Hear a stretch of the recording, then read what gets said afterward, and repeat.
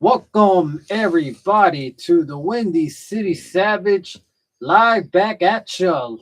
And go ahead and introduce yourself, It co-host. is me, the pointing man, SG3. How y'all doing tonight? Go ahead, host. All Kick it right, away. you already know me, Windy City himself. All right, let's get into some news here. All right, it's that time of the year. Yes, sir. It is. We already know the holiday spirit is about to come full circle. And with that being said, it's also the end of the year. And when it comes to the end of the year wrestling, it is time for your annual sports awards from Sports Illustrated. Can I say I was And just shocked the fact that WWE had a show today? yeah, they did actually, but it was pre-taped. So it ran through pretty quick on Netflix. It ran really quick on Netflix, too. Yeah, well, no commercials helped out pretty much.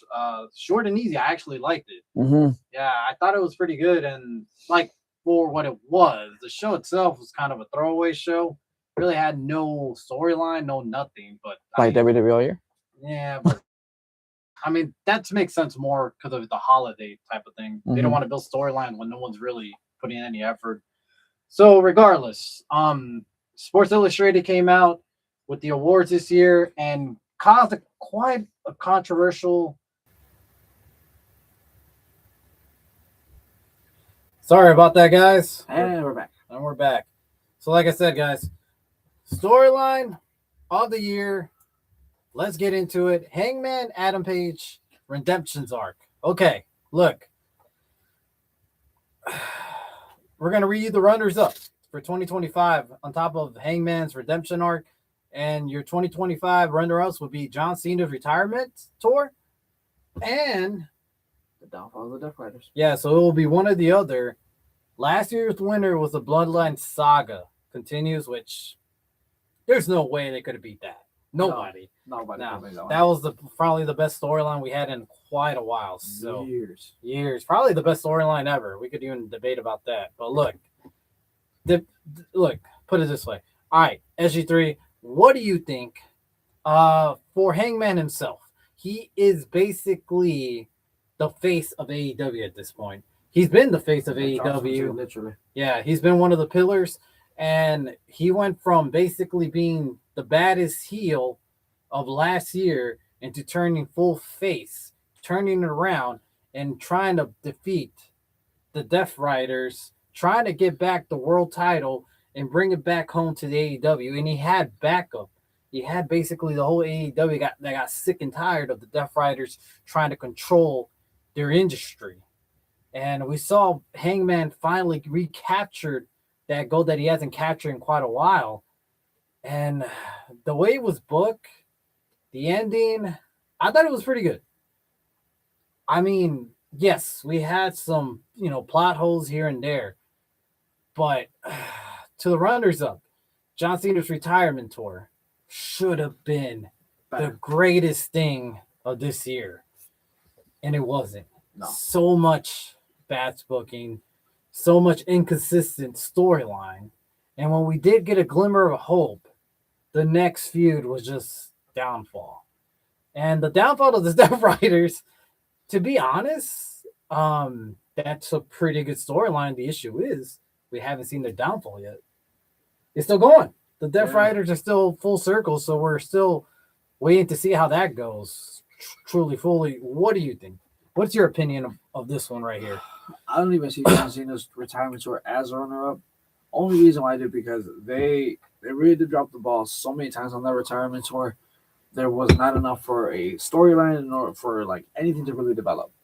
Like it felt so rushed. Don't get me wrong, the match is phenomenal matches all around. But it was like if you wanted to build a storyline, you need at least more than a week, more than 2 weeks to build it up. Yeah. The only storyline they really built up was him versus Randy. That was it. Everything else was just like, all right, cool, quicks, couple promos, right back to it. Well, it was that. It was CM Punk that they did pretty well. Otherwise, that's what I'm saying. Like aside from Punk and Norton, what's another one? Everything else was literally one a week, one a week, one a week, one. So let me ask you another question. You don't have to go off with these runner-ups, but do you see anything else, like any other storyline that you remember from WWE's perspective. You know what? From If I was to AEW. tell you one thing, one like thing I would actually put out there, Maxine's shocking the world. Hmm. That would have been for me like one of those 2025 moments, like really feel good moments, because no one has really put Maxine Dupree to be where she's at. That might be in a different category that's coming up, and you'll see which one. Hold that thought. But yeah. I don't really see it. Look, at this point, this is causing a lot of stir because a lot of fans thinking, oh well, AEW bought their way in, and they probably, Tony Khan probably took out the paycheck book and paid Sports Illustrated. When you come down to it, WWE's been very inconsistent and lackluster. And I'm not saying AEW's any better, but this is the state of wrestling that we're in right now.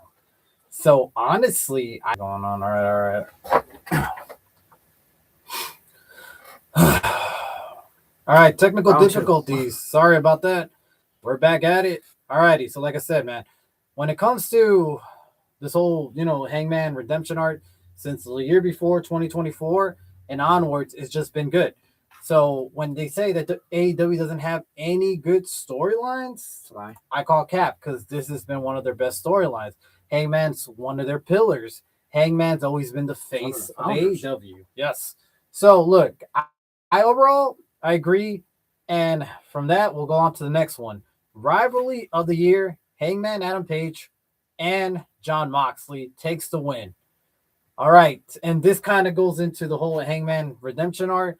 And, we already knew Jon Moxley did hold the belt for 273 days, hold the title hostage in his briefcase, that we didn't see the title until Hangman had to get the win, get over Jon Moxley, and finally unbuckle that briefcase and let go. And we watched that beautiful title back at it into the arms of AEW once again. And with that being said, there was a lot of storyline going into this where Jon Moxley did have a lot of leverage. Because if you remember, we did see Moxley win after win after win after win. And all these came from dirty tactics. A lot of boring matches, not gonna lie, there was a couple. And a lot of again type of moments. So you build a heel strong in a way. And to have Hangman finally get that feel-good moment at Wrestle Dream. No, sorry, at All In. And at that point, it felt like their version of the Avengers Endgame, which would have been WrestleMania 40. So pretty much. There's no way you could beat that. And I'm not saying it was better than WrestleMania 40, but to this year alone, I don't see anything topping it out. Let's see the runners up here. We got Toni Storm and Mariah May, which did have a good feud. I just want to give it to them just because I feel like there was a lot of waiting time where when Mariah did beat Toni Storm, it took a while to see Toni Storm to finally come back and reclaim her title. And also, it was kind of short-lived because we do know that Mariah May eventually left AEW to go to WWE. Yeah. And then we also got CM Punk and Seth Rollins, where I kind of could see this one taking let's put it this way. I wouldn't see this one taking the award had it not been Seth Rollins getting injured. I was say, had it not been short, yes. Because it was so short, that's why they were runner-up. Yeah, so what do you think overall? I disagree with them. Again, as we just said, CM Punk and Seth Rollins could have probably taken the limelight and they could have taken the gold. However, though, unfortunately, because of Seth being injured so often this year, it didn't happen. Unfortunately, it did go down that way. Last year's one is CM Punk and Drew McIntyre. Fuck, that was gold. That was gold last year. But that's the thing. How do we go from that to not much this year? I mean, what other? I think honestly, I'll say it. I'm sorry to cut you off, but I think with WWE, they wanted to do all these storylines. They wanted to do all these events, and if you look at it, one person came in, injury. Another person came in, injury. Another one, injury. So it was just injury after injury. Dude, the injury bug was really big with WWE this year. That and some inconsistent storylines because they had some stuff and they just didn't run through with it like they were supposed to. I mean, what's it called? Judgment Day, Grande Americano. Like there was a lot of That's what I'm saying. Like all the constant injuries kind of happening nonstop. Dom was injured a couple times this year already. Again, Seth Rollins being injured. CM Punk got injured a couple times. But we also got the feud that keeps going on, which would be Damian Priest and Aleister Black, that has gone nowhere for both of them. The Dragon storylines. It's just that's what I'm saying. Like this year has been full of Dragon storylines for WWE. Unfortunately, it's just there's not too much here, man. I mean, if you look at it, hell, right now you got Bayley and who else? Bayley and Lyra trying to figure out whether they're tag team, whether they're friends or not. Well, after tonight on Raw, it does seem like they're on good terms finally. So we'll see how that goes for next year. Okay, heel of the year, Naomi. They gave it to Naomi. All right, so Naomi did turn. We know turn on Bianca, and also we all know that she did eventually turn on Jade Cargill, and she was the one that attacked her and left her injured for quite a while. And then we did get her finally winning the title back when she cashed in her Money in the Bank, which no one saw coming. No one saw happening. No one saw happening. And did we get a good heel run for a couple of weeks? Yes. Yeah. So look, it was great. It is great. And this one is hard to argue with. And we have our runner-ups. John Cena's heel run. I'm sorry, it was dog shit. Look, it had one of the most shocking. We're going at shock value this year, I'll give it to Cena. Yeah. But overall, every week, the whole "you people" promo, you guys deserve nothing, and you'll get nothing. That's the constant promos that we got. We did not get much. We did get his dirty nice at first. It was nice, like the first time he did. It was like, okay, this is a professor, and then, yeah. And then the way the match ended, and it's just like it's the whole WrestleMania heel win. It felt lackluster, and there was just so much missing there. We cannot give him heel of the year, unfortunately. No, and that sucks. That you finally have Cena to turn heel, and yet it's hard to really even negotiate that he should have won this award. Becky Lynch, on the other hand, that was fantastic. That could have been it. This, to me, Naomi would be 1A. Becky Lynch would have been 1B. And if Becky turned sooner, yeah, she takes it. Yeah, and honestly, what she has done to the Intercontinental Champion this year has done amazing work. And honestly, overall, it's hard to debate. I could give this to Becky Lynch instead, but I'm going to give it to Naomi. Hopefully, we can see her back in the ring and do another heel run because it was great. It was awesome. She had some really good promos, and like to see her back in the ring eventually, probably sometime next year. Last year's winner, with the New Day. And I remember that, though. The New Day's run of heel was so boring, though. They didn't do anything. They turned on Big E. They went off the air for a couple of weeks. Came back. Didn't really do much. And then we're stuck to this whole New Day angle that they only show up for comedy skits as heels, and that's it. That's what the first did when they were heels too. Like if you think about it, it was a lot of comedy skits when they first started. But they had the momentum. Yeah, they had the momentum when they turned heel, and they just don't have it anymore. They don't have anything. No, I don't feel like they even get the crowd over anymore. So, I mean, and then the addition of Grayson Waller really hasn't done anything to them.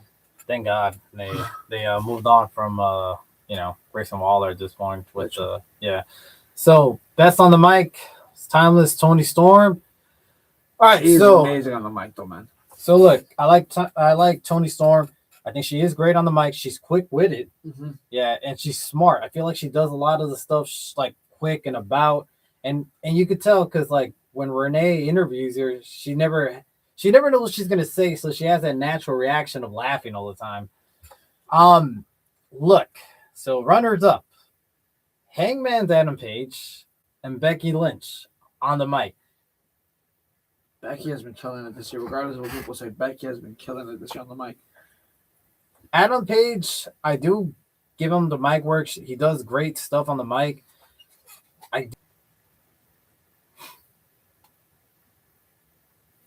Okay, sorry about that. Back on again, ladies. Back on. Yep. All righty, look, to the mic promo, like we said. Becky Lynch. I would give her that.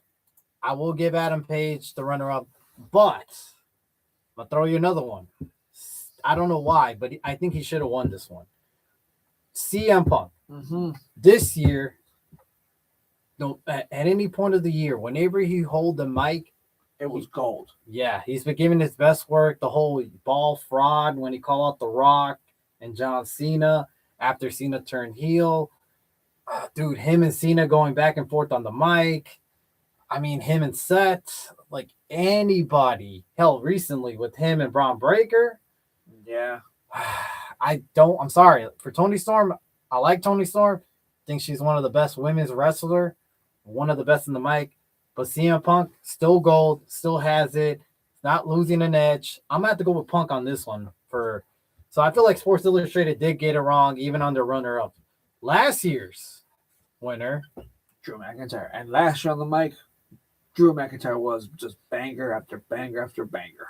yeah, he had some of the best promos and best work of last year, honestly.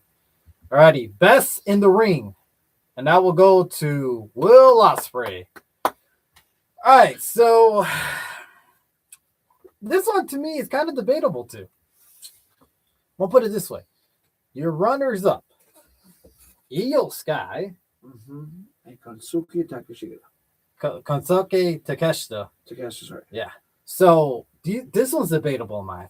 I like Will Ospreay. I think Will Ospreay is one of the best wrestlers of our era when it comes into ring work. Mm-hmm.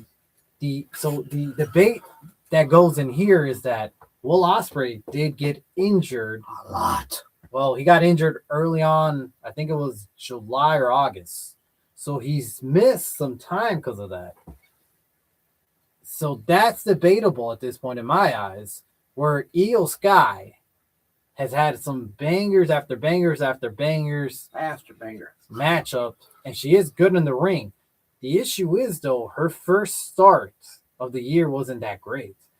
And it's when she won the title back where she just kind of disappeared. Mm-hmm. And that's what kind of makes me think she's on the runner-up. Takeshita, on the other hand, all throughout the year has been consistent and good. I would have gave it to Takeshita on this one. I think he's really the star of this year.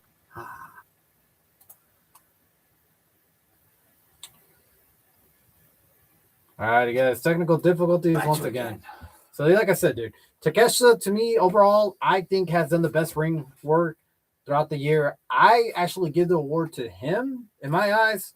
What do you think, SG3? Do you think Io Sky? You think Will Ospreay? You think Takeshita? Who do you got on this one? I love Will Ospreay since I saw him wrestling in person when they did the first ever Forbidden Door. I loved his way. I loved his ability. I love his talent. I love the way he wrestles. Honestly, he's a phenomenal performer.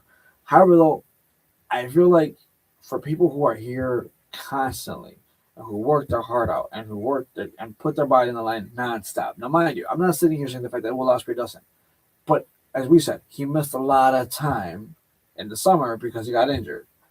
He was recently injured again by the looks of it. So now it's like, how is he still in the running for his missed time? It should have been a Takeshita who year after year he's been delivering banger after banger after banger. Io Sky, same thing we just said, banger after banger after banger. So that's where I'm kind of like, don't get me wrong again. I do agree that Will Ospreay is a phenomenal performer, but he should have been runner-up at this point. He should not have been the top one for this kind of decision. So who do you give it to? Takeshita. I'll have Takeshita, Io Sky, and Will Ospreay. Yeah, I can see a debate though for Io Sky. I still think honestly, absolutely, 100%. You cannot take out the name Io Sky from Performer of the Year for this year. And so this is actually a new award for 2025. So we didn't have a winner from last year. So hey, there you go. So we'll see next year actually who wins that one. You know what? Let's give an early prediction. Who do you think is going to be Performer of the Year for next year? Give me one. That's hard to say, dude. Honestly. Give me one. If you can just give me one, who do you think? I'm gonna go with Takeshita again. I'll go runner up. Takeshita? Yeah. I think he takes it by next year if he stays healthy. That's the thing. You can predict, but the whole injury bug, you just never know these days. Yeah, you never know. Again, it's always just fun to just put a little prediction out there. For me, though, you know who I'm probably going to put? If they know how to book her right, they've been booking her right so far. If they know how to book her right, and they continue to book her right, like right now, the way she's going, Maxine Dupree. I can do it. The way she's been handling that ankle lock, it reminds me of a prime Kurt Angle. In the ring, you think she's doing that great? I'd rather give it to Sol Ruka. Sol Ruka, that's another one. Sol Ruka. I don't see Maxine Dupree yet on that level. She's still, to me, still green with a lot of her moves. First, what she started off with to what she is now, I give her that. That's where I'm coming from. Yeah, but this is best in ring work, like Asuka was. Like Asuka was Charlotte Flair at one point. Yeah, like you got to be pure sharpness on this. I don't know. We'll see, man. We still got a long way to go. All right, breakout wrestler of the year, and they're giving this to Kyle Fletcher from heel run to him winning a couple of titles, including the TNT title, for him challenging at All Out against Hangman Adam Page for the World Championship. Lost, but first main event. Honestly, I'll give it to him, dude. I think he pretty much is up there. Who else do you have? Runners up, Dominic Mysterio and Javon Evans. I could see a world where Javon Evans could take this one because he's been breaking out. After tonight, he broke out too late. Had he broken out earlier, 3 months, 4 months ago, this would be a different conversation. Yeah, this would be a very different conversation. But from what I saw tonight, that young man has a bright future in wrestling. Dominic Mysterio. He's been doing better. Breakout performance-wise, it's a Javon Evans or it's definitely So, here's the thing with Dom. I feel like he could be there because he has won a couple of titles. He won two. I feel like he just needed that one big feud. But then again, he did beat John Cena. But it wasn't a feud, though. Yeah. Like, you see what I'm trying to say? Like, he didn't have a feud. Who did he feuded this year that you could just give? Nobody. He did have a small feud with AJ Styles. He did have... I felt like he just needed that big feud of the year. If he would have had a bigger feud, maybe. But again, Javon Evans, had he broken out 3-4 months before and brought in on the big screen for WWE, he feuded with Cody. Yeah, I forgot. No, he feuded with Cody. Yeah, he did feud with Cody. If Javon Evans would have come out in the summertime, Javon Evans may have taken this one. Well, but again, though, Dominic, you're right. He needs a big storyline coming into 2026 in order to get him a next award. I feel like Javon Evans could potentially take out breakout wrestler of the year for next year. Yeah, absolutely. Because they did mention on Raw tonight that he is now a free agent. So he's available for SmackDown or Raw. And he's listening to offers. And you know they're going to have him on SmackDown this Friday. I hope that if he does finally join the main roster, that they don't fumble with him and put him basically lost in the sauce. No. You want him to be mid-card for a little bit, but then really just make that young man explode because he can honestly go forward. But doesn't this remind you of a certain guy we had? Shinsuke Nakamura, sorry. I want to say Shinsuke. I would say the guy who had to go to the other side of the fence to turn heel. Baldy? Yeah. Ricochet. Yeah, Ricochet. He reminds me of Ricochet in a way where he'll turn out to be good. It's the government. Sorry about that. Technical difficulties. The internet's not going too well on our side of the pond. Apologize for that, guys. Yeah, so look, anyways, before the internet cut us off once again, let's just give it to Kyle Fletcher. I could make an argument for all the other two men. Look, if anybody wants to make an argument, go ahead. Feel free. We're willing to listen to it.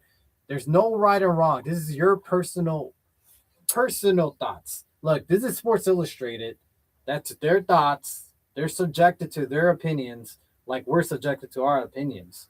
I still would say from what I saw tonight, dude, Javon Evans, that young man has a super bright future ahead of him.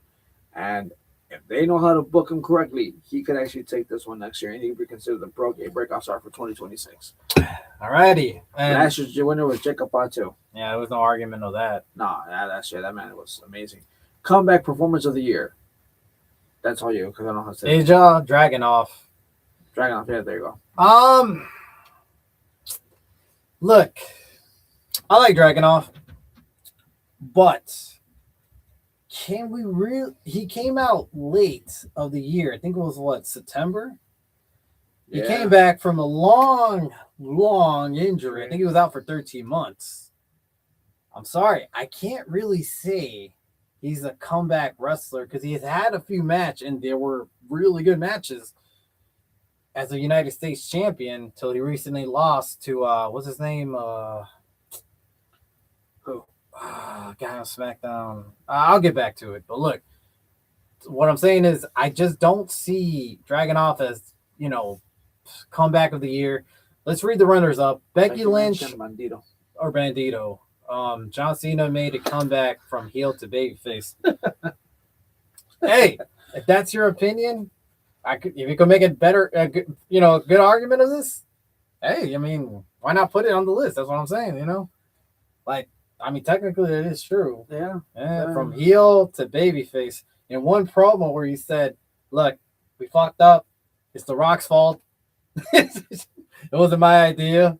Yeah. I want to go back as a face. I want to sell some shirts. I need to sell some shirts because my pocket shirts are dwindle, guys." Yeah, so let's forget about this storyline as a heel and go back to babyface Cody. So let's read the runner-ups for 2025. We had Becky Lynch and Bandito.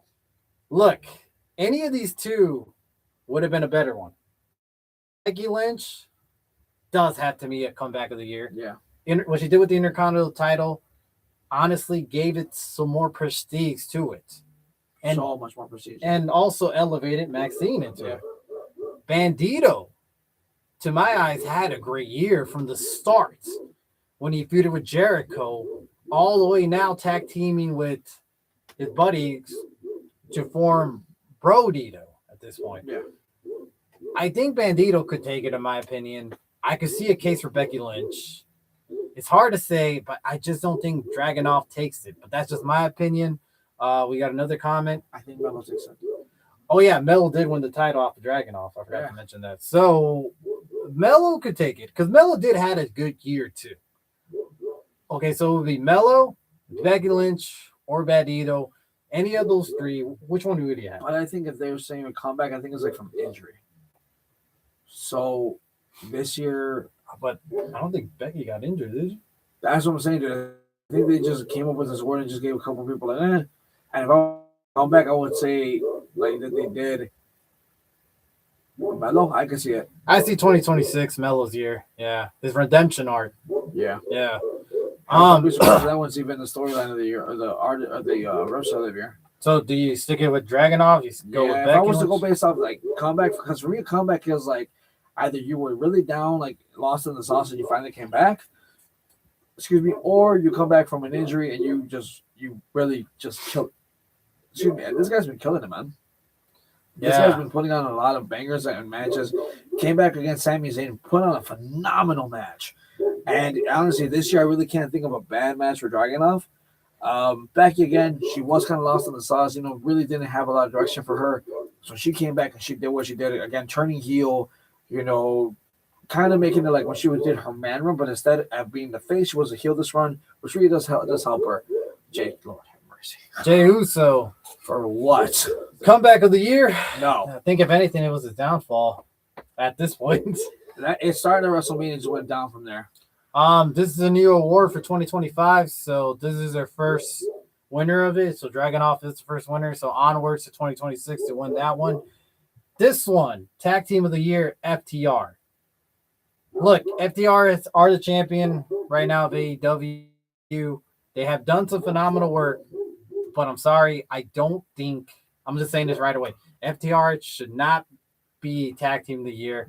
Look, the runner-up, the Young Bucks, which I kind of have to agree have done some fantastic work since the beginning of the year till the end, especially with the Broke Bucks. The whole gimmick was just gold.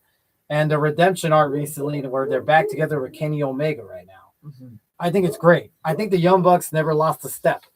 Brodito, on the other hand, is one of the shocking tag team of the year where all these fans are getting behind to, and they've been pretty much killing it in the tag team division. My pick would have to be Brodito. What about you? Young Bucks. And that's Young because I'm a fan. I've always been a secret fan of the Young Bucks. I love them. They're funny. They're in ring work. Sorry, I can't speak. Their in ring work is phenomenal. So I've always been a Young Bucks fan. So to know the fact that I'm reading this article that they got edged out by a point in the staff votes, that's not bad. I'm proud of them. But honestly, dude, everything that they've been doing recently have been turned into gold. Even when they were the EVPs and they were having fun with that, you could tell they were having a lot of fun with it, getting booed, everything.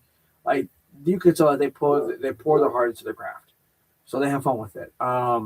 Nick actually commented, the fact that no WWE tag teams can be seen as a tag team of the year tells you how much work they have to do to improve the tag division.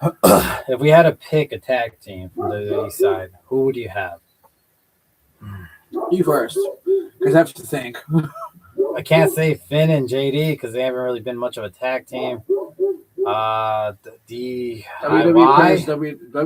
pairs WWE single stars together and calls them a tag team. Rhea and Io, Charlotte and Alexa.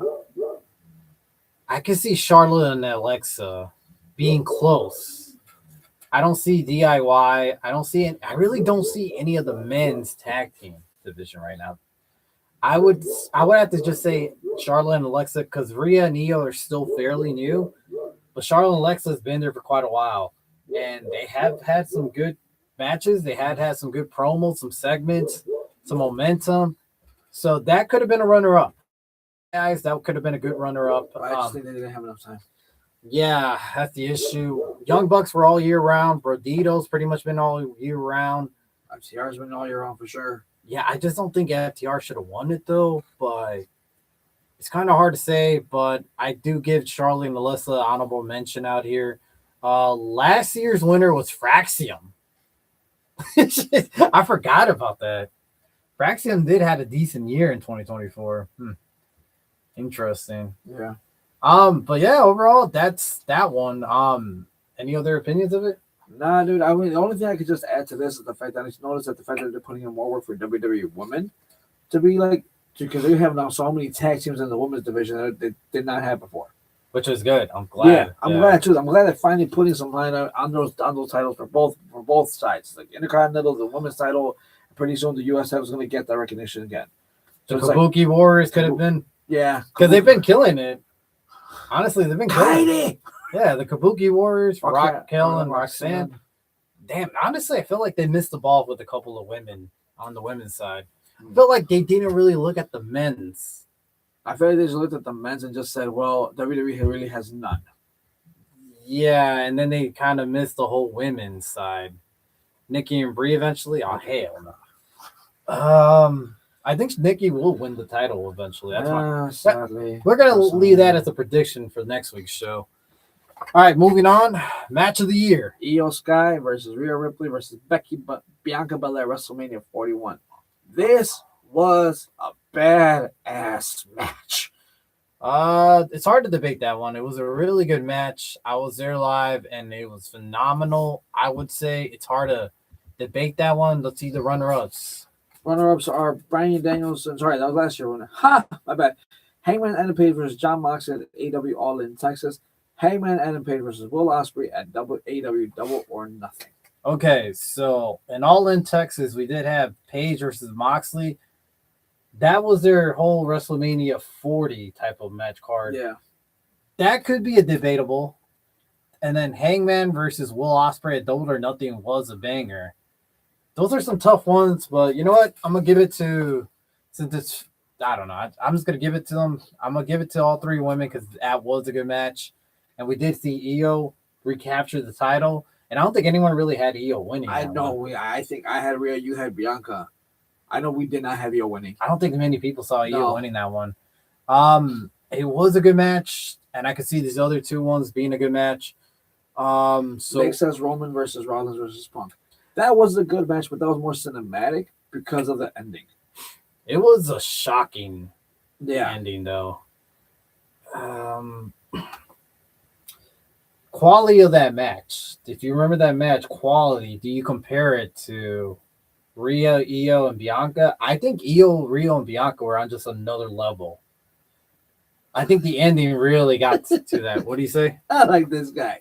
I'm like Vince Russo. I look for a story, bro. Yeah, I could tell. Bro. I like that match. Don't get me wrong. It was a good match. Again, I remember watching it with my girl, and she was more surprised about the ending than anything. But like from start to finish, for the banging moments, this match took it. Yeah, they took it, and I would say Hangman versus Will Ospreay to me was second runner up. That should tell you why he was wrestler of the year. Yeah. If you have 2 matches for match of the year, that should tell you. Yeah, so last year's winner was Bryan Danielson and Will Ospreay at AEW Dynasty. We saw that match, and it was fantastic. It was one of the best matches of that year, and that was hard to debate. So it's pretty good. To me, I kind of like that one.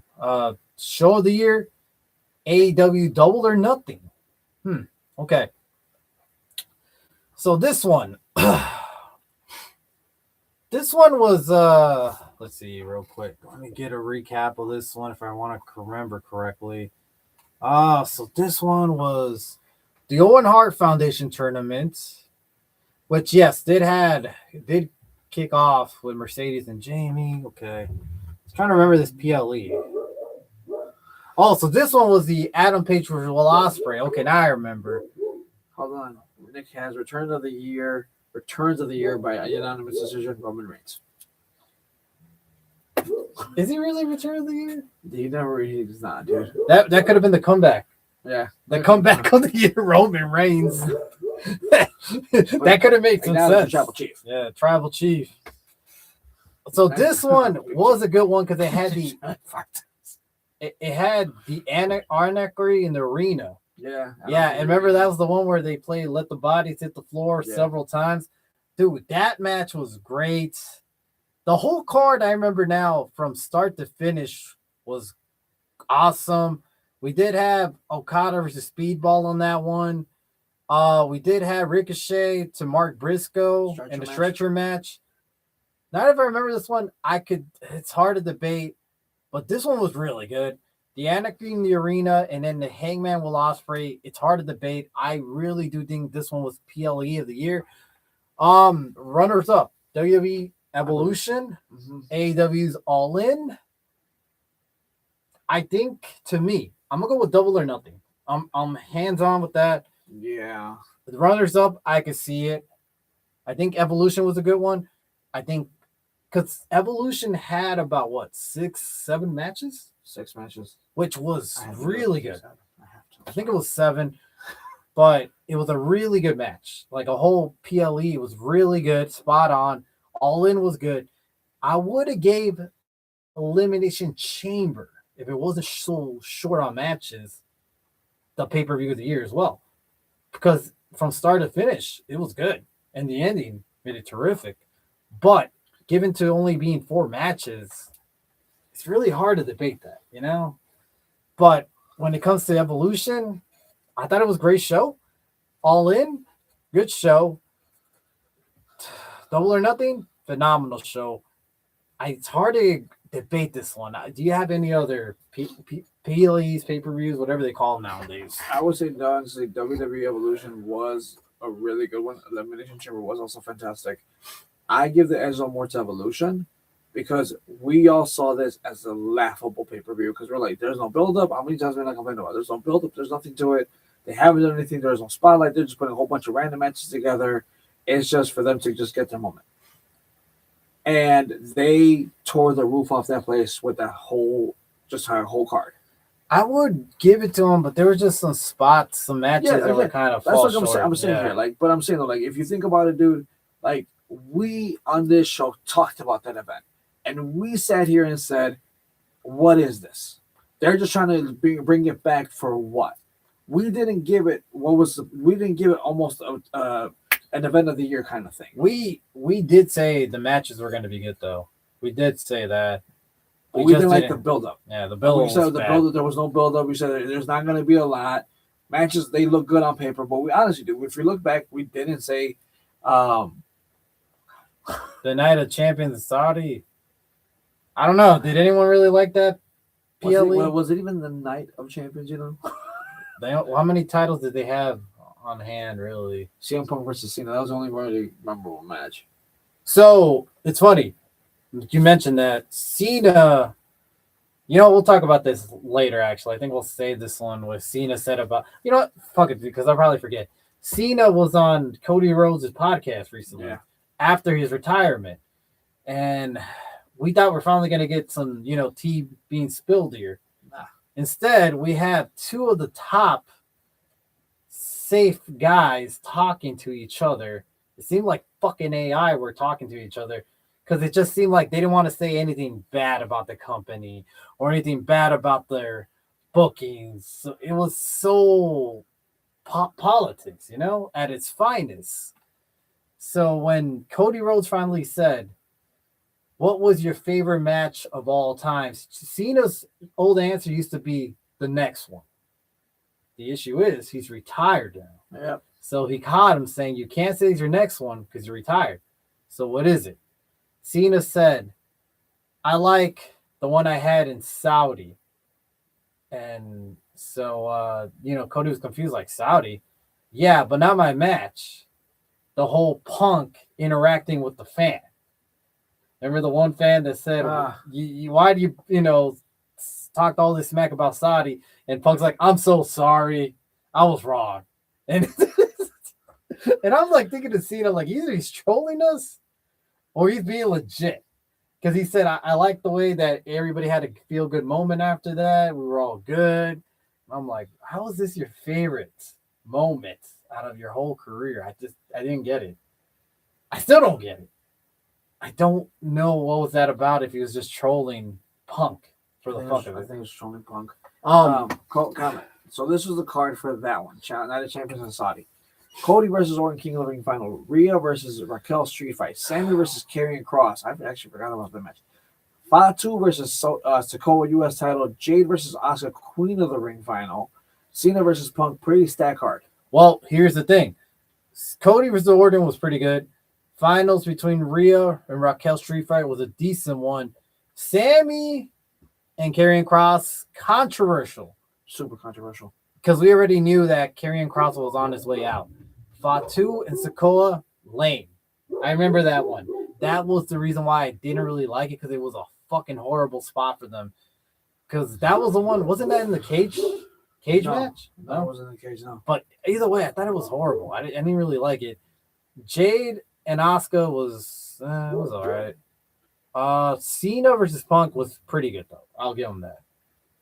The match was debatable. Could you consider it? I guess so. I still will put Evolution up there over that one. I would put All In Evolution. No, I'm saying between Saudi and Evolution, I still put Evolution up. Yeah, I would put All In Evolution still over all that. Cody, can you give me a direct answer? Cena doesn't work for me, brother. Absolutely. So Cody's the same way, though. He doesn't fucking answer any questions without, trying not to bash WWE at all. They're both bad at interviews because they're both politics, man. They're political people, They're politically correct. Yeah, they can't say anything bad about their product, which is a shame. They could drink alcohol pretty fine, though. Yeah, absolutely. Yeah, at 9 a.m., mind you. PR train, hell yeah. Female Wrestler of the Year, Mercedes Moné. How? Why? Sorry. Okay. I'm going to debate this one. Why not? You give me a reason why she's not the Women of the Year. And tell me who is. Imagine Stone Cold sitting in a suit like Cody. We saw it one time and we never saw it again. And that was best for business. Literally. Yeah. So runner up. Timeless Tony Storm, which she did have a good year. I'm not going to lie. Io Sky. Who else do you have? I can actually put Io Sky over Mercedes. I don't. I'm sorry. Io Sky had a bad run after she won her WrestleMania title. And I just don't see her did too much until recently. Mercedes Moné has been on fire since the beginning of the year, winning titles, going into so many storylines, and the whole redemption arc of her looking like she was going to finally win the big gold. And she came up short against Toni Storm. And still, that is the whole angle that they keep going, is that she wins all these titles, but she hasn't won the main one yet. By the way, brother, your microphone's off. Shit. It's been catching off of mine, but yeah. All right, you turn this thing on. All right, keep it going. So I see you with that, but like my only argument with that is like, did her collecting the 45 million titles she collected, was it like, Did it benefit? Yeah. Okay. So let me tell you this. It benefited all the small promotions that she appeared in because it boosted sales for them. So if in a way it did help all the promotion that she appeared in, it sold tickets, it increased viewerships to those promotions. So it actually did benefit. So if WWE had their own way of doing this, I wouldn't be against it. The same way Mercedes collecting these belts is not a bad idea. In the end, everybody benefits. Everybody gets a piece of a cake. So let me tell you this. Some of those promotions are very small. Who can sell tickets in their own promotion? It's like Mercedes can. You see Mercedes Monet, you're going to want to watch her. You're going to buy tickets. She's going to move tickets. She's going to get eyes on your product. Since the start of the whole year, she's been on the main event scene. She keeps it going. She's hated. She has heat. I see her as a draw in the end. She might not be the needle mover, but I don't see any other women. Io is a good runner-up. I'll give her that. But I feel like she was just lackluster in the beginning of the year. But Mercedes wasn't. She just keeps it going in the same momentum. And the whole storyline of her winning so many titles, yet I can't capture the main title, the main women's title just yet. Because maybe you have to lose all those titles in order to finally get to the big one. Okay. And I see her downfall coming pretty soon. And that's going to come in 2026, in my eyes. What else? I remember Io's incredible acting on Raw. That's also one thing, and it's bad to say, Io's promos, it's gotten better. Yeah. But sometimes that holds you back. Mercedes, whether you like it or not, just brings heat, natural here into her promos. Because yes, you hate it, yes, you boo it, but at the same time, it's hard to debate. But I mean, if you think Io it is, Io's the person for you for the year. You know. I'm surprised they didn't put Stephanie McCoy in here. But she hasn't done much. Yeah. It's like she just hasn't. Stephanie, since she's won the title, she's kind of disappeared. She comes to little segments, does a little bit of things, and that's it. She has a triple threat against Raquel and Nikki next week. Yeah, but there's not too much time on her. It doesn't seem like they're really doing anything with her lately. Because who else would have got it? Timeless Toni Storm. Thank you. I give her the beginning of the year. She had a phenomenal start of the year. But when it went to her downfall, I think she lost the edge a little bit. I'm not saying she lost the edge herself. Storyline, it does seem like we're not too sure where we're going here anymore. Either she's going to stay in tag team or she's going to get back to the main event title scene right now. Nobody knows. But right now she's in the tag team division. So we're just going to have to wait and see. I just don't see her taking it this year. Last year, for sure. Honestly, Toni Storm was phenomenal last year. I should have taken that right in case anyone's asking. This year, male wrestler of the year, Hangman Adam Page. Man, Hangman's taking all the fucking wins today. But I can see the why. Honestly, I can see why. Runner up, John Cena. John Cena and John Moxley, both Johns. It's funny. So, I don't see anyone beating Adam Page this year. You have matches for match of the year, 2 of them. His title reign, his title return, redemption arc, everything. Like, I feel like he deserves this. He deserves this. I mean, recently he did lose the title, but he's back in the main event scene still, and he's gonna challenge. We're gonna review it we're gonna do our predictions right now, but he's still back in the title scene. He still cuts great promos. I mean, it's hard to debate, dude. Hangman is basically, the original of AEW, the main face. We did think he was going to fall off eventually because we didn't see him getting pushed. No. But now that everybody left, all the big names left AEW. Now we're seeing your original step it back up and give out those good storyline and matches. So as far as wrestlers, I can see it as being Hangman. John Cena, Wrestler of the Year. Man, I wanted to give it to him. Well, that's your guy, but you can't. John Moxley, I mean, talking about being like hated and being the most hated guy of the year, I could see that. Who else can we give it to? Let's just call it somewhere else out of here. CM Punk. Logan Paul and Dominic Mysterio. We want to talk about hated Logan Paul and CM Punk, but excuse me, Logan Paul and Dominic Mysterio, but also CM Punk for a runner-up. I would also put Seth Rollins. Yeah, I could see I think Seth Rollins would have been Taken a it. runner-up or taken it had it not been again for their injury. But here's my opinion on these things. It's like, all right, cool. You're not gonna have these guys because of injury or because of this, but it's like, then how come other people who were injured got the award or runner-up?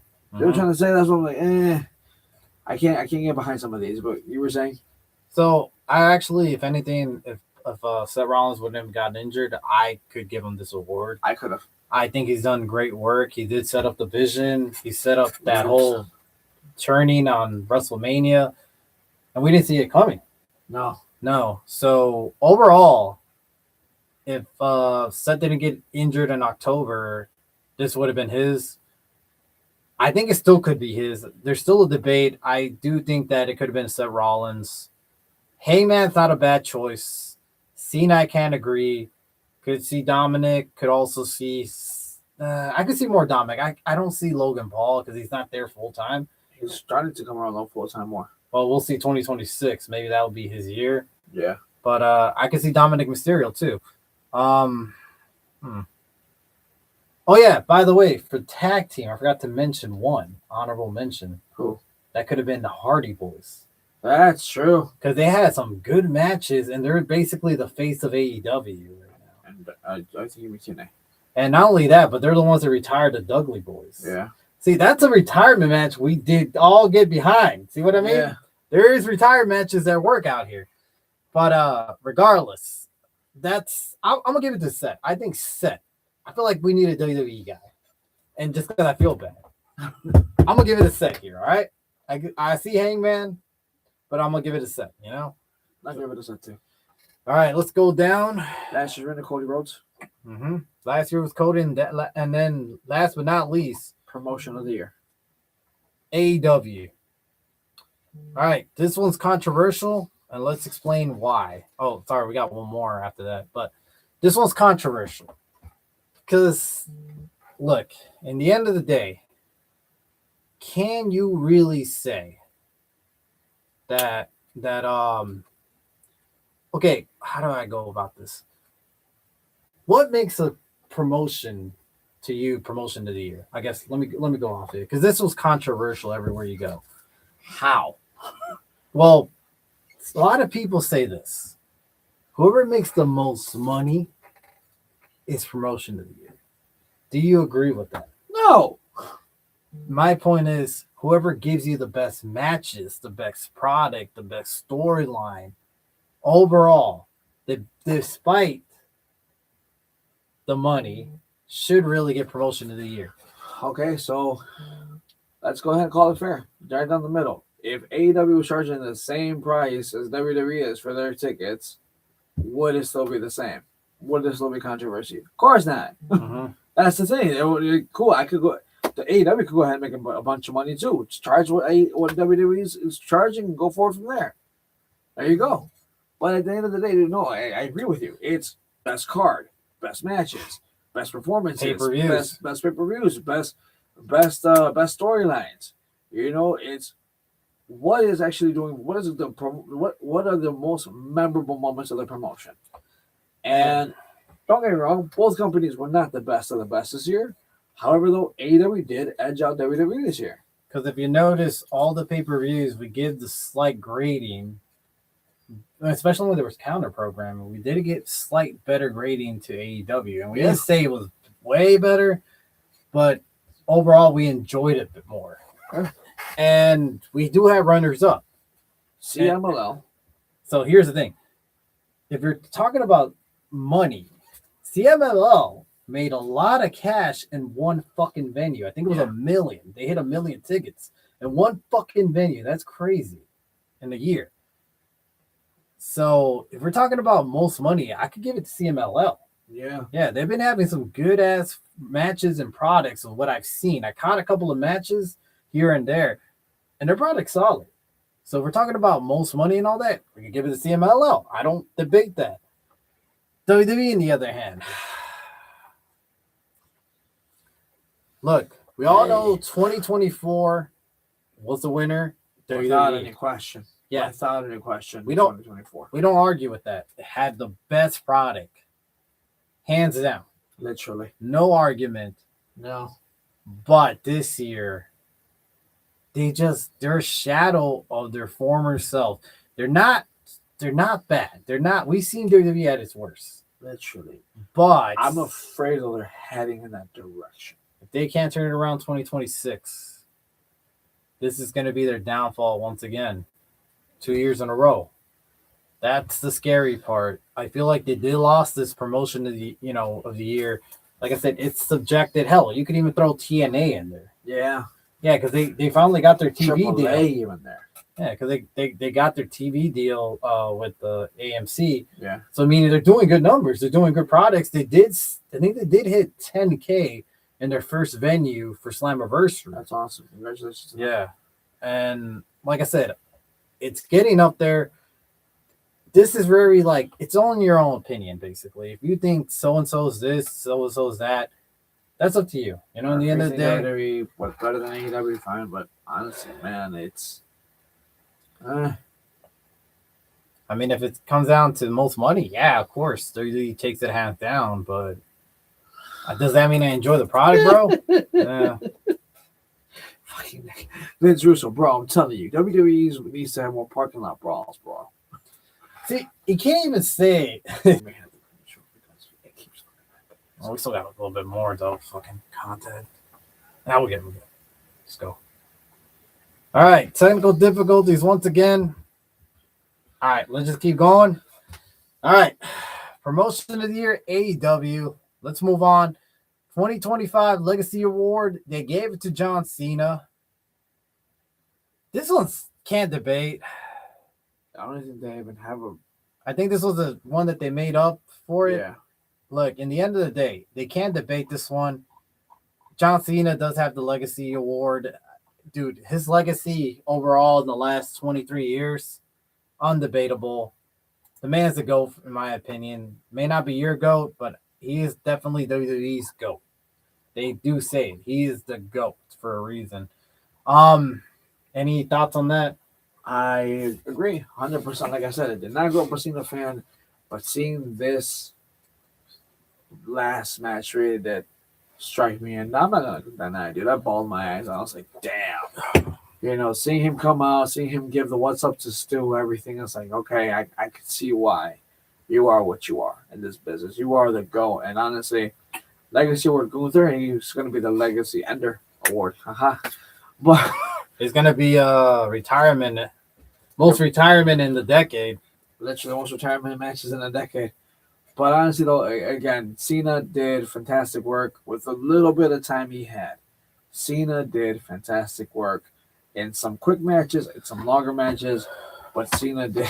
Let me ask you a question, though. What wrestler do you ever see that had this longevity, successful in the ring and outside of the ring? Nobody.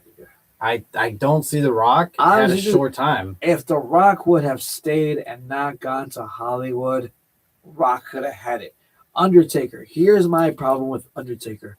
Too many injuries at the end of the career, and the fact was that he would only come back for WrestleMania. That was when it started affecting, I feel like, his legacy to me. So if he could have won it in 2023 when he retired, I think this just gives him when Did he retire in 2020? I think he retired. He retired in COVID 2020. He retired at SummerSlam COVID 2020. No, I think he retired in Survivor Series 2020, but he retired in the Thunderdome. He didn't retire in front of people. He retired in the Thunderdome. That retirement in Survivor Series, was that in front of people? No, dude, that's what I'm telling you. He didn't retire in front of anybody. I mean, Cena wrestled one match in a year. Taker did it for multiple years, although one match. Yeah. But look, overall, we're not debating who's who and who's that. I mean, Cena did want to wrestle longer. WWE said no. this whole retirement thing, we'll debate this next week and what could have been better, what could have been what ifs, disappointments, and all. Overall, I don't argue with this. It's the right move. If it was last year, they're giving out legacy awards for last year, would have been Sting. Yeah. 23 would have been so and so and so and so. 2020 was Undertaker because he did retire in 2020. I'll never forget that. I was watching it on my screen and he was in the Thunderdome. And so many people kept saying, you guys should have waited for Taker to retire in front of people. Taker wanted to retire when he hit the 30-year mark. 23, Roman Reigns. Yeah, 22, Roman Reigns. 22, Ric Flair. Isn't that when he finally retired? Nah, I think it was 21. Oh, 22. When he finally retired at the age of 90 at 973. Not the point of the conversation. Look, legacy award is subjective. What I'm saying, though, this is the right call. For this year, yeah. Yeah. All right, let's move on to World's End. Our predictions. It's coming 27th. AEW comes back to the Now Arena, and we'll start it off with the first match that we see here. And we got Takeshita versus Okada for the Continental Classic semifinals. Ric Flair would dress himself. Still dresses himself in cashmere. He's styling and profiling, bro. Styling and profiling. Limousine riding. Oh, yeah. All righty. So, look. These are the tournaments. Well, actually, I think this is still going. My bad. Look. It's a Continental Classic semifinal. I think this is still technically going to go on Dynamite, no? I don't know what the fuck is going on. No, I think these are just the matches that they're going to happen, actually. So, all right, who do you got? Takeshita versus Okada? Firstly, Space Mountain, oldest ride, longest line. Okada. Damn, man, I want Takeshita to win. You know what? I'm going to go with Takeshita because I feel like the young up-and-comer needs to really win this one. Kyle Fletcher versus John Moxley. Kyle Fletcher. I got Kyle Fletcher. John Moxley's been on a losing streak.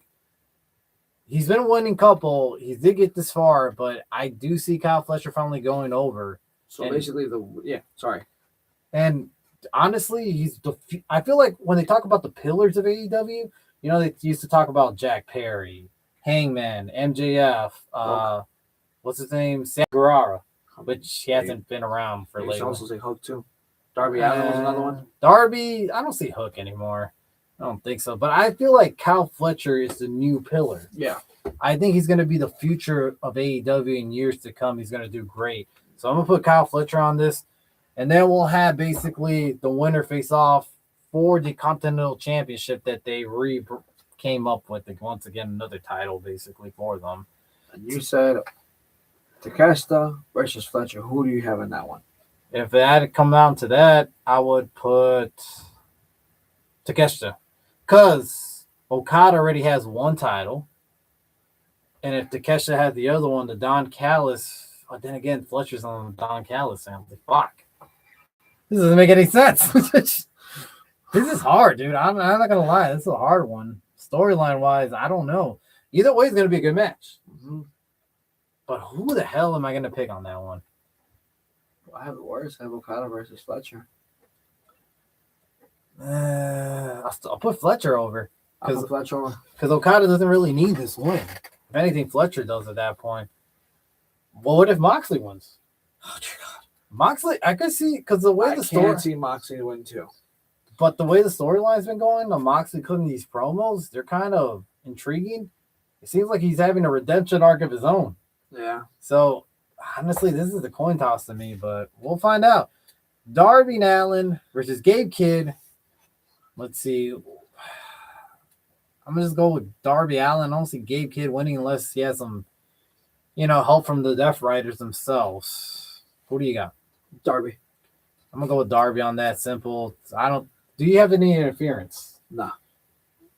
I'm going to say the Death Riders try to come out, but fall short. All right. So the next match is a tag team match. We have FTR. Street Fight. Yep, for a Chicago Street Fight, by the way. For the AEW World Tag Team Champions, we have FTR with Stokely on ringside versus the Bang Bang Gang, Juice Robinson and Austin Gunn with Ace Austin. He's on AEW now. I forgot about that. Man, dude, I see. Here's the thing.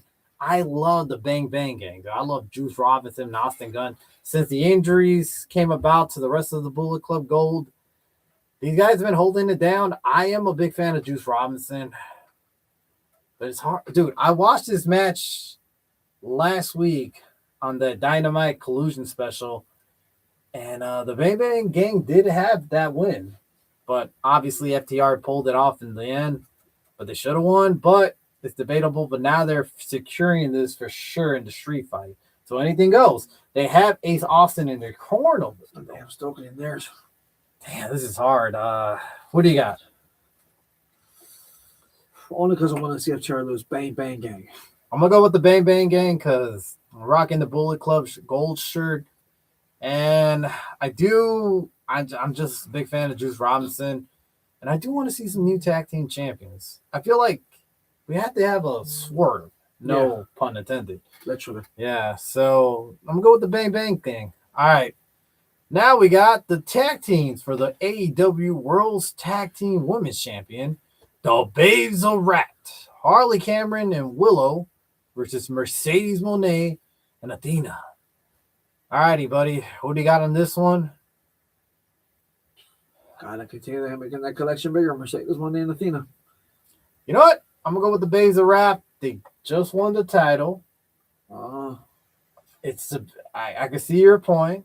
I'm like 50-50, but since you're picking one side, I'm gonna go with the Babes of Rap. I love Harley Cameron and the Willow tag team. Bro, I would make this a no contest. I would make this a no contest with an interference and take it to the parking lot brawl, bro. Send the fans happy, bro.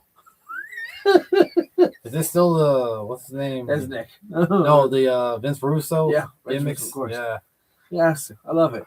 Keep it coming, please. I haven't watched a podcast of Vince Russo. I've never watched a podcast of Vince Russo, but I just read the quotes. I'm like, I feel like my IQ points actually drop as I read them. I kind of want to watch it now just to see how it is. Give me, I'm kind of an opinion of it. Let me know, please. That's all you. I'm okay. So, all right, 1-1, Babe of Rat, the Mercedes and Athena. So you got them, and I got Babe of Rat. All right, this is pretty good right now. Chris Statlander versus Jamie Hayter for the AEW Women's World Championship. To me, it's Chris Statlander. She just won. I don't see Jamie Hayter ever getting back to that top of the mountain like she was before she got injured, which is unfortunate because she is a good wrestler, but I still see Tony putting her at top mid card, but not main event. I don't know if she ever will. It's unfortunate, but I'm going to go with Chris Statlander. On to the final one. So this is going to be interesting. I like this one. 4-way match. AEW World Championship. Remember, this was a triple threat, and we did have a segment where Samoa Joe, Swerve Strickland, and Hangman Adam Page all entered the ring, cutting each other's promos back and forth until we had the returning MJF comes in, cashes in his Casino Gauntlet to guarantee himself a title match and make this a fatal 4-way for the championship. To a shocking return to even himself saying, I guess you guys are wondering, why did I do this? I could have just had a singles match. Instead, I did this for you, Steve Biscuit. Well, I want to prove to you that I'm no coward, that I could win this title clean off of all you guys. I mean, dude, the way he returned, the way that he cut his promos on all those guys, fantastic work. Honestly, and the way that he took the jab to WWE when he mentioned Swerve Strickland, said, you were at WWE when you were twerking for top dollar. and when they booed WWE too, and he's like, no, it's a perfectly good company. They still booed the crap out of them. You know what's funny? That he picked the right time to do this coming out of the Cena retirement thing, where everybody had that heat on WWE. Smart. Very smart of the man. To me, on the mic, right now, untouchable is MJF. Yep. I think, dude, when he and CM Punk faced off And that mic battle, fuck, that was gold, dude. We'll never have a time like that again. No, dude. They went at it, and it was just fucking awesome. I still rewatched those clips of those promos, and I'm like, damn, dude, that I was. still watch his pipe bomb. I mean, to me though, that whole, just those two guys were just off the dome type of guys. To me, that's just gold. I don't think we'll ever get that back. That was just peak wrestling, and we just didn't know it at the time. Stone Cold and MJF on the mic. I would still. I think MJF still would hold his own. Yeah. MJF is just one of a kind. He's still young. Yeah. He's only getting better. He looks a lot more built. He looks the part, man. So let's just talk about this right now. Who would win? Joe, Swerve, Hangman, and now we have MJF. Who do you have? And remember, Samoa Joe recently won the title. So who do you have? Quit doing that shit, man. It's fucking annoying. Long live Joe. I'm gonna go with MJF. I'm gonna go with MJF because this whole return just makes it seem like he's set in. Because why would set to win it? Because why would you come in, cash your only guarantee? Thank you, Nick. And You lose? got it. I don't give a shit. Joe. It's annoying. Joe. Anyways, pay attention. Keep on. That, like I said, MJF to me just makes the most sense. Don't know why they would just ruin this return, have him cash in, and just lose the whole thing. I still think it could happen. Because I was going to say, don't forget Cena did it too. So when you think cash in, it could happen. I'm not going to say you. I'm not changing my pick. My pick is still MJF. But I'm saying, why don't you pick Samoa Joe? It's like doing the Joe thing because they pissed you. No. Fucking pick him now. Exactly. That's what I thought. You're not too confident. There you go. Okay. I'm gonna still go with MJF though. Again, can I see though the swerve happen? Yes, the swerve. No pun intended. Honestly, can I see that Joe wins it? Yes. Can I see even Adam Hangman Page win it? Yes. However, though, I don't see Swerve literally winning this one. I feel like he's getting back up to the top where he was before a few years ago. But again, though, for me, I think MJF just coming back, MJF getting the reaction he always got. And so far, if I'm not mistaken, every time he's come back, he's won the title. I don't remember him losing it every single time he's come back. He has not every time he comes back winning a title, but he's been in the title scene. So I'm gonna put it this way: I could see Samoa Joe retaining. I could see MJF winning. I don't see Swerve winning. I don't see Hangman winning because Hangman just lost his title, and you want to keep having the mouse chase the cat in a way. So I don't have those two winning. I could see one or the other, but my smart money's on MJF. It's, for him locking in his guaranteed title shot, cutting that really good promo, and it does seem like he's back for good right now. Yeah. Could 2026 be the year of MJF? Again? I hope so. I've really missed MJF on TV. Yeah, I really do think that they really need this guy to be forward. Because honestly, man, it just when he's gone, you feel the presence. Like you feel something's missing. He's really the last of his kind when it comes to wrestlers. Remember, MJF will always stand for my jealous fan, CM Punk. That's what I'm saying. The back and forth, constant battle is never going to be touched between those two guys. It's never going to be replica. I'm sorry. I don't care who you have in WWE and who do you have in AEW. Those two are far from each other. Maybe one day they'll meet again. But right now, it is what it is. It's just one of those memories that you keep watching. You're like, damn, we lived that era and we didn't know we were at peak wrestling. So look, overall, that's all ends. Are you gonna go? Oh yeah, I'm definitely going. It's in the backyard. Yeah, I'm definitely going. But it's gonna be a good show in my opinion. I think it's gonna be great overall. I can't wait. Saturday, I'm excited because we're gonna end the year with a final PLE. Yeah, and this could be a really good PLE. It can't be as bad as. I'm surprised actually the fact that how many matches they have because normally they have 10, 12, 15 matches. We still got one more Dynamite. There we do.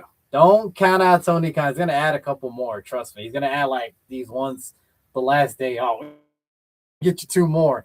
3 more. Look, I can't complain. It's the end of the year. Why not go all out? It's something to watch. Fucking, I'll be happy. 90% of the AEW locker rooms feels MJF on the stick. That's actually fucking true. I don't think when it comes to the locker room, Samoa Joe could hold his own on the mic because Samoa Joe is really good on the mic. Hangman is pretty good as well. Swerve Strickland is good. So you have the top guys there. Darby, not so much. Darby's more just a moment guy. Jack Perry, no. Sammy, I don't know where the fuck he's been. He's been trapped in Ring of Honor for quite a while. Moxley's decent. So, yeah, I'll give Moxley, but I just think NJF is just on another level. Yeah, I think so, too. Yeah, it's hard to compete. Brian Danielson, maybe? Maybe. Kenny's okay. It's hard to say. Yeah, it's hard to say. Darby spends his time scaling Mount Everest. Yes. He's done some crazy-ass shit recently. I think he dived into some ice because he wasn't medically clear to compete at the time.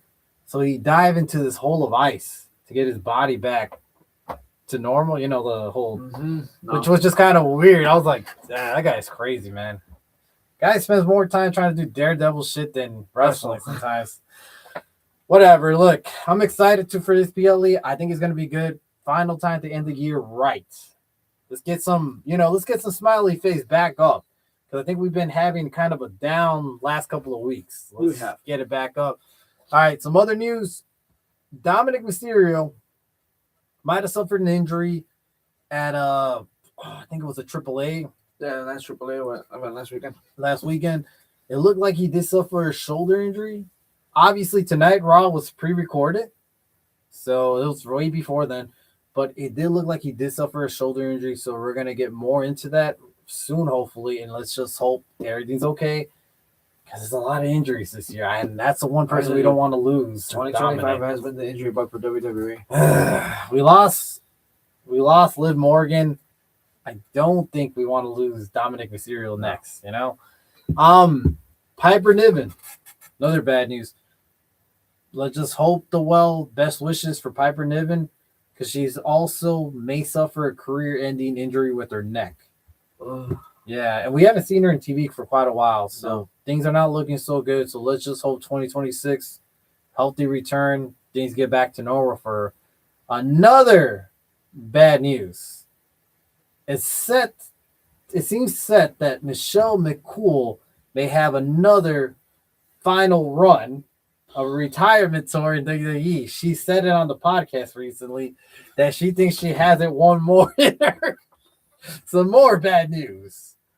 And remember, Michelle McCool has some politics backstage. Power. And that power is the Undertaker himself. That's great news. It cracks me up. What do you think about that? No. I mean, you've already seen it with we're seeing it already with Nikki, and no. Just don't do it. Because Michelle will get what's from that era. She's not really remembered aside from being Undertaker's wife. I mean, why not? Do you remember a lot of Michelle McCool matches? I don't. I mean, I thought she was good. Okay. Bro, can you imagine Nikki Bella versus Michelle McCool? Bro, we can bring back the Divas title for this main event, bro. That could be a Mania as long as it's in a street fight. Excuse me, a parking lot brawl. Then, yeah, I'm down. Oh, Divas match. Yeah, that's why. The Divas match. It's just a plain... No. You put that in the parking lot brawl, it sells completely out. Nah, Divas match. This is from the Divas era. That's a main event caliber for WrestleMania this year. Oh, absolutely. That sells tickets. That's what we're missing right now. That's the issue why it's so boring, the product. We don't have the past come back and set their final retirement tour. It's other news as well. So we did have an issue come in NXT. We did crown a new champion. And Thea Hale is your new champion. She beat Blake Monroe for the title in a botch that wasn't supposed to happen, it seems like. Where it looked like Blake Monroe got the wind knocked out of her, wasn't able to kick out in 2. The referee continued on till the count of 3, which they should, obviously. And to a shocking shock to the fans, shock to the people backstage, Thea Hale's your new NXT Women's Championship. Ref did it right. Yep, ref did it right. Yeah, because you're not gonna go 1, 2. Wait a minute, she kicked out. No, she didn't. She's out. You know, it was a shocking turn of events. Blake Remote, look, it happens when you get the wind knocked out of you. What can you do? Yeah. I mean, thank God it was nothing bad. It could have been an injury, but it just happens. They're set to have a rematch, I think, before to the next. I think they have a New Year's Eve type of thing going on. If the ref did that to Vince Russo, would have had a field day with that. Yeah. So many bros. So they're set to have a rematch where I think Blake Monroe does retain, gets back her title and takes it back. Any thoughts and opinions of this? It happens. Accidents happen. And honestly, I feel like, you know what? If it could also fall apart. If ref did right, but what's the chick's name? What's the girl's name? The lady's name? Dale Hill. If she knew, like, you can tell when the wrestler's going to kick out, she should have probably just kicked out herself. Or kicked out like, nah, she's not done yet. Something like that. Probably done like a little heel move. But again, though, who knows? Well, maybe she didn't know she had been knocked out. Yeah. So, yeah. And Unreal Season 2 dropping January 20th. Looking forward to it. Is that already confirmed? I guess. Oh, I mean, I could look it up. Keep going. Yeah, if it's Unreal Season 2, it's going to cover basically from... Just sounded good.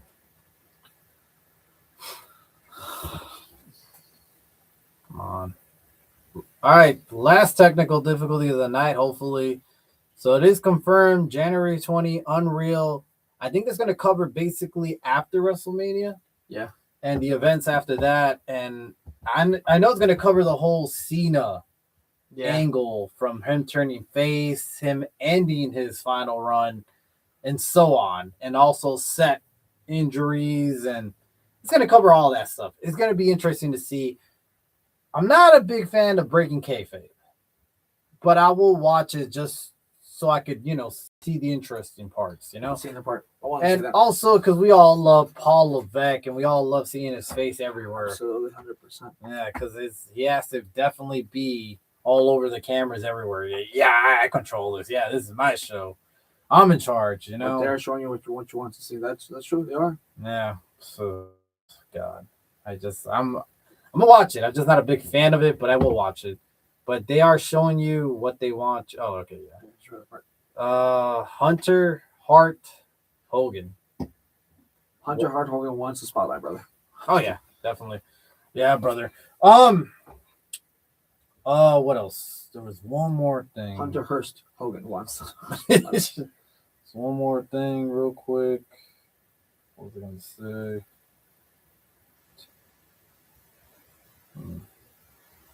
That's about it. I thought I had one more newsworthy stuff, but overall, man, Raw itself. Final thoughts on that before we close out? It was actually good. It was a pretty quick little one. It was fun. Well, they actually did it right. With some of the matches, it was good. They built it up for next week. I thought it was like a C level. I think it was great. Better than they had done for last year.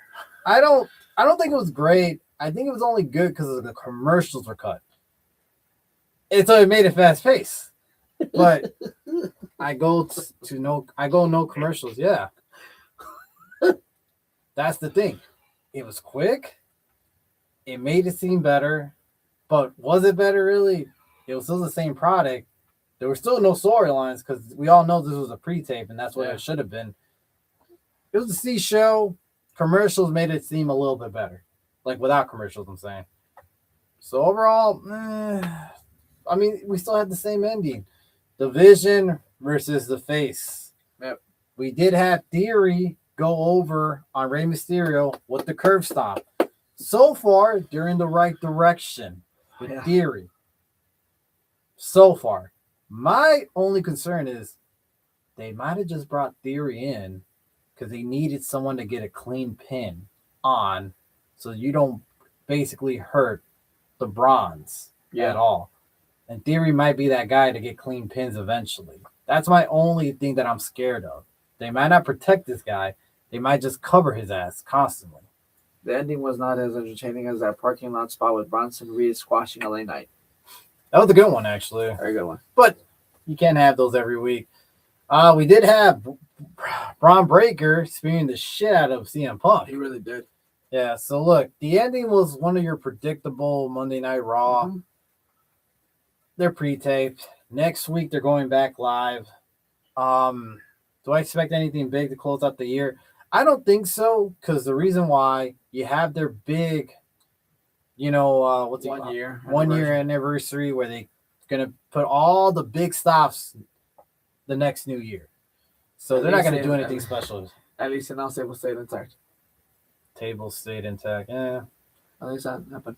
The only big shocker I could see next week is Nikki Bella comes out for the fourth time.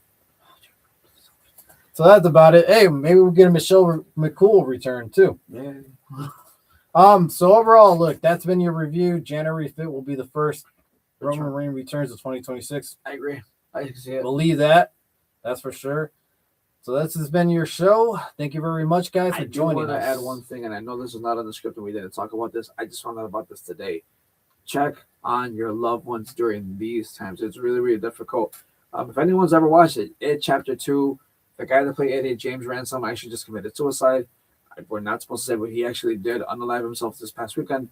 So please check on your family, check on your loved ones, anybody that you can. I just had a friend actually who just had a heart attack, second one in his lifetime. So during this time, check on your family, just say hi. Honestly, anything you can. It really does it changes somebody's day, even though you don't think it does, but it really does make a difference when you just send a hi or hello, check on your loved ones, and just see how they are, please. Yeah, like you said, at the end of the day, go out, reach out, check on your friends, check out your family, check on people you may not talk for quite a while, been going through some rough times. During the holidays, it brings some emotional stuff. Look, to me, everybody celebrates whatever holiday they want. Look, remember, it's just a day. We go through every day. It's a new day. Just because it has a name doesn't mean it's any different from another day. You continue on, you live on, you keep it moving. If you need help, there's always, numbers, there's always support systems. There's so much stuff now more than ever than there was back then. Mental health is one of those things that is still hard to reach out for. To understand. Yeah, and so it's never going to get easy, but eventually the point is you have to start somewhere and you have to reach out. And it's hard at first, but once you do it, trust me, you're never going to look back. Things are going to only get easier after that. So like I said, it happens, and hopefully it doesn't happen anymore, and hopefully we could stop, obviously all these bad incidents, but it is what it is. But look, I hope everybody else is safe. I hope everybody else is warm. Look, I hope you guys have a happy holiday. Get a lot of gifts or get a lot of money wasted. If you drink a lot of eggnog. If you do drink, if you don't, enjoy time with your family. Enjoy time with the family. Supposed to be kind of chilly this weekend. Or look, if you don't have family, man, just enjoy yourself. Take it easy. Have some fun. Go online, play some video games. Go find your favorite podcasters. You can find us. Yeah, you can find us. Reach out. Do something to entertain yourself. Like I said, not everybody goes home to their families and friends. Yeah. Some people have to stay alone, but that doesn't mean it's the end of the world. You have so much options now more than ever to not to feel alone. Go out. I'm sure there's still things open, bars, movie theaters. Movie theaters are still open on Christmas. So there's still a lot of things open, man. And, one day doesn't make any other difference. There's still going to be multiple days out of the year to live on and keep going. So like I said, just be safe out there. Do the best you can. Be you. Be great. And thank you for joining us. Happy holidays to everybody. See y'all next week. Same time, same channel.